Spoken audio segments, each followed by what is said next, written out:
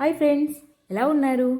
ఈరోజు నేను స్వీట్ కార్న్తో ఒక వడలు చేస్తున్నాను అనమాట. అవి సింపుల్గా ఎలా చేయాలో ప్రాసెస్ వేగంగా చూసుకో. స్వీట్ కార్న్ని మనం పిక్కలుగా తుంచుకొని నీట్గా కడిగేసి మిక్సీలో వేసుకొని గరుకుగా పేస్ట్ చేసుకోవాలి. దానిలోకి చిన్న ఉల్లిపాయ, 2 పచ్చిమిర్చి, కొద్దిగా కొత్తిమీర, కొద్దిగా అల్లం తరుగు, కొద్దిగా కరివేపాకును కూడా వేసుకొని ఇలా ఈ స్పూన్తో 2 స్పూన్ల వరిపిండి, 2 స్పూన్ల శనగపిండి కూడా వేసుకుని బాగా మంచిగా అన్నీ బాగా కలిసేలాగా సాల్ట్ కూడా వేసుకుని బాగా కలుపుకొని పక్కన పెట్టుకోవాలి. ఇలా పెట్టుకున్న తర్వాత మనం డీప్ ఫ్రై చేసుకుంటే ఇందులోకి ఎక్కువగా ఆయిల్ అనేది అబ్జర్వ్ చేస్తుంది. కాబట్టి నేను ఇలాగా తవా ఫ్రై లాగా ప్యాన్లో వేసి కొద్దిగా ఆయిల్ వేసి ఇలా కొద్దిగా వడల్లాగా వేసుకొని వడలు కాల్చుకున్నాను అనమాట. చూసారు కదా, చాలా తక్కువ ఆయిల్తో నేను ఈ ప్రాసెస్ అంతా నేను 2 స్పూన్లు ఆయిల్ వాడి మాత్రమే ఇదంతా చేశాను.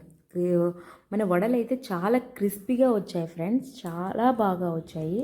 ఒకసారి మీరు కూడా ఇలాగా ట్రై చేసి చూడండి. చాలా హెల్దీ అండ్ చాలా టేస్టీ కూడా.